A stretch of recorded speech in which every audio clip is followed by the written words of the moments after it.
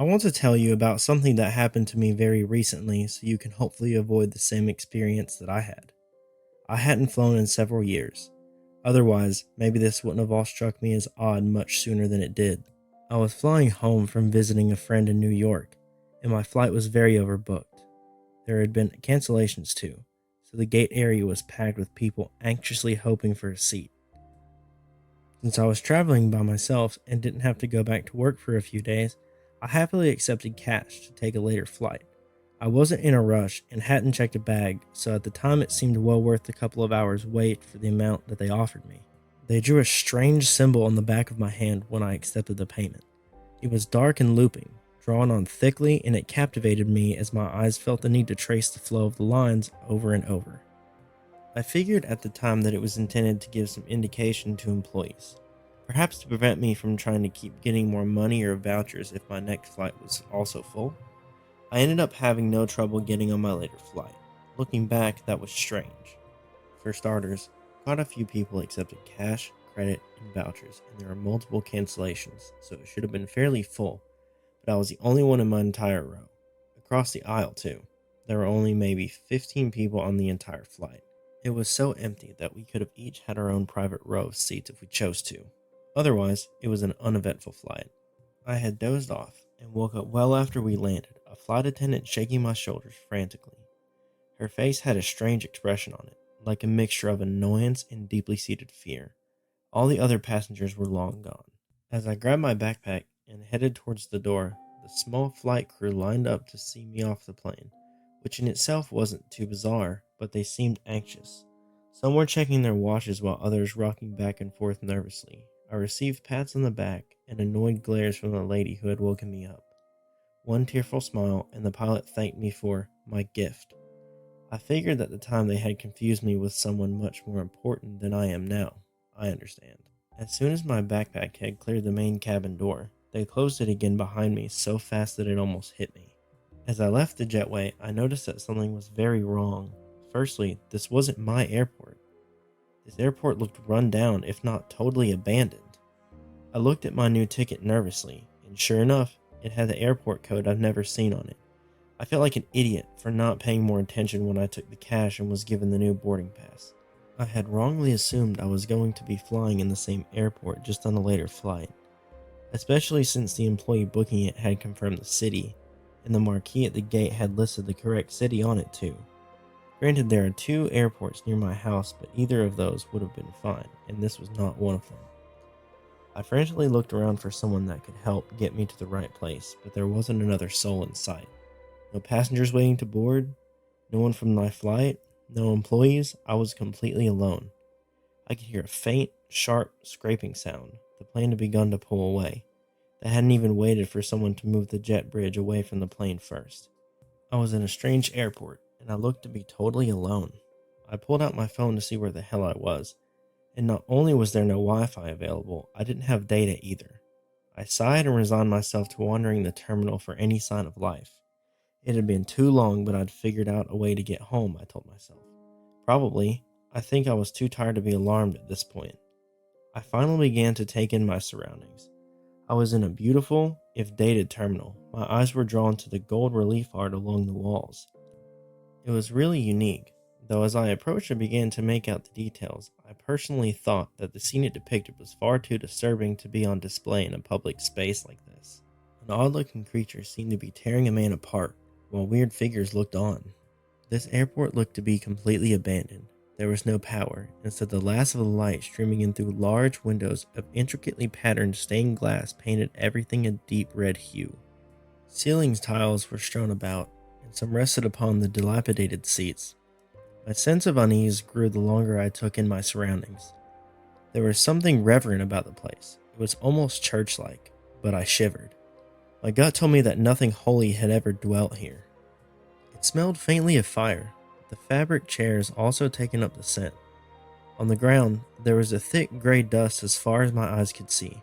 The dark powder crept into my sandals, and had settled onto the seats and countertops, and even the crevices within the art along the walls. I noticed the footprints of my fellow passengers, and I figured I'd follow them to find my way out, since the exit and the other signs were either damaged or totally non-existent.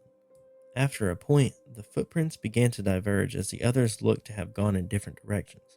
I had noticed that one group had headed off towards what I guessed to be more gates, down a long, darkened tunnel.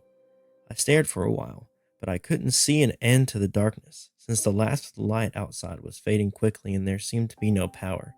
I decided that the route wasn't for me. I followed the other group's prints that were the opposite direction, towards a more open lobby. Eventually, the footprints began to tell a story that confused and frightened me. At one point, an additional set of footprints had joined this group, as if someone or something had emerged out of nowhere and began walking on all fours or crawled alongside them. Soon after the passengers' footprints became erratic, they must have started running in different directions. I followed a couple, but eventually each pair of human footprints ended abruptly, as if they had been plucked right out of existence. It was so quiet. I wondered, had none of the passengers made it out? I suddenly heard movement directly above me, a scratching sound like something was being dragged along the ceiling, or crawling. I didn't even look up. I just sprinted back the way I had come. After getting what I deemed a safe distance away, I allowed myself a glance back. Something lithe-looking and shadowy was moving along the ceiling above where I had been, and it eventually disappeared back into a hole left by a fallen ceiling tile. I was back near the stained glass window and golden art where I had first deplaned. The dusk had faded away unnaturally quickly, and in the bargaining darkness, I noticed something odd about the night sky.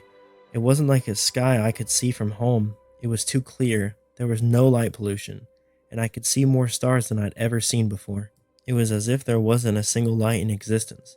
I steeled myself, fueled by the growing sense of unease, and reluctantly decided I'd try heading through the tunnel. As I approached and my eyes adjusted to the darkness, I noticed something strange up ahead of me. It was unlike anything I had seen before, but seemed to be some sort of living creature, and it was cradling one of the passengers on my flight. It was smooth and seamless looking, but the more I stared, the less details seemed to make sense. Limbs and features didn't line up with the body.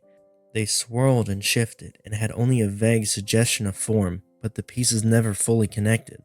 The only thing I could clearly see was the same symbol I had on my hand, looked to be carved into what I presumed to be the torso of this thing.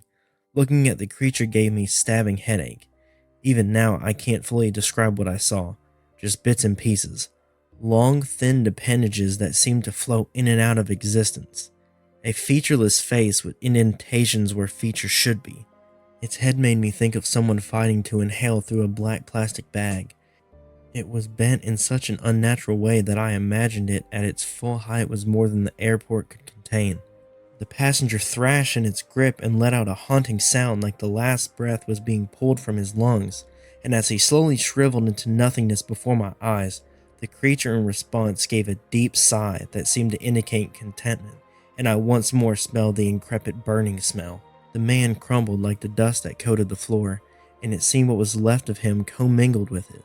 They had become one and were indistinguishable. I thought about the thick, ashy dust I was ankle deep in and how I could feel it in my sandals, between my toes. As things began to click into place, I felt sick and longed for nothing more than to be safe at home and throw my sandals as far away from me as possible. I gasped unintentionally, understanding 2 seconds too late that if it hadn't already seen me, I had just revealed my location. It began to move closer, and I realized then, in a moment of panicked clarity, that I knew of a door to the outside. Granted, it would probably be a 10-foot drop to the ground, but it seemed a hell of a lot more appealing than sharing the man's fate that I had just witnessed. I ran, shuffling through the ash back towards the jetway and closed the door behind me. It was almost more of a habit than anything, as I highly doubted the door would be able to hold something like that back. When I got to the end, despite the clear, deep night I had seen from the terminal, I could see a grassy field lit by the setting sun through the opening. There was no runway or any other visible cue that I was at an airport. There was just scrubby trees and yellowed grass burnt by the summer heat as far as my eyes could see. It looked like home. I tried to reach it but couldn't. It was like hitting an invisible wall. I thought for a moment and then tried my other hand. I realized that everything except my marked hand could pass through. I rubbed it, but it was drawn in thick black lines using permanent marker. Of course, I scrubbed for what felt like an eternity, and I tried not to picture the monster emerging from the door to the terminal, shifting, liquid-like, its massive body blocking all escape as it closed in. I rubbed more frantically, By the time I heard the jet bridge protest against the creature's weight, I was half resigned to the fact that I'd never leave. Thinking of how terrible it would be to die now at the doorway, I was so close. I could see the pinks and oranges of the sunset on the plains and the world just beyond my grasp. My world. I wildly thought for a moment how animals caught in the trap would bite through flesh, bone, tendons to escape. I felt sort of morbid kinship with them. I considered that for a moment and realized I was being ridiculous. I didn't need to bite off my hand, just a part of it. As it closed the distance between us, I had started to make progress, and its proximity encouraged me to move faster and fight through the pain. To immense surprise, once it had nearly reached me, it stopped. It didn't pursue me further, or move to grab me. It just watched me. A sort of intelligence emanated from it. It seemed to be studying me, waiting. Finally, the symbol was gone. I spat off to the side and reached my stinging, dripping hand through. To my immense relief, it worked. I jumped out with the goal of rolling into a soft landing, but instead painfully hitting the ground. There was no jet, bridge, or airport where I was now. I was flat on my back in a field staring at the open sky. The last thing I saw of the creature was several black, fluid-like limbs floating against the colorful sky of my world, as it must have been tentatively reaching out to the door I had jumped through. It never fully emerged, likely bound into place the same way I had been only moments earlier. I was able to get home. I was only several miles from a road. It turns out that there had been an airport in the exact spot that was demolished decades ago, replaced by a larger airport I typically fly into. But even knowing that, nothing I experienced really made more sense to me. The only comfort I eventually found was that it didn't follow me. It can't get out, right?